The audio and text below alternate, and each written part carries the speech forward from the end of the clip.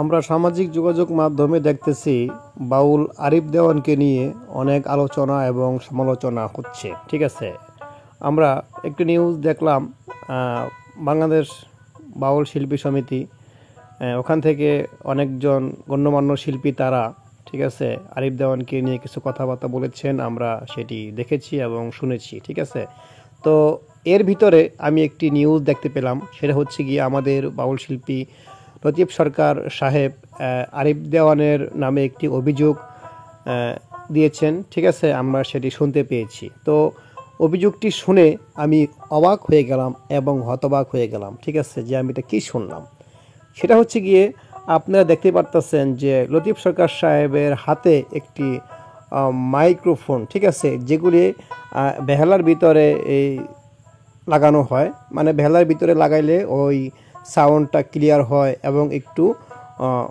অনেক বেশি হয়। ঠিক আছে, তো সেখান থেকে আজ থেকে আরও 12-13 বছর আগে আরিফ দেওয়ানের কাছে একটি মাইক্রোফোন ছিল।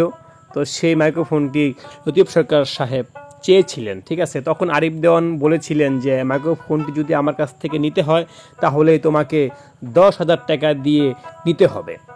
তো পরবর্তীতে 10,000 টাকা দিয়ে লতিফ সরকার এই মাইক্রোফোনটি তার কাছ থেকে কিনে নেন। কিন্তু মাইক্রোফোনটি কিনে নেন সেটি অত্যন্ত ভালো কথা, যেহেতু বিদেশি একটি মাইক্রোফোন আরিফ দেওয়ান সাহেবের কাছে ছিল।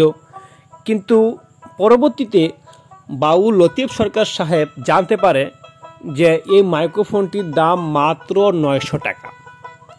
900 টাকার মাইক্রোফোন লতিফ সরকারের কাছ থেকে 10,000 টাকা নেওয়া হয়েছে।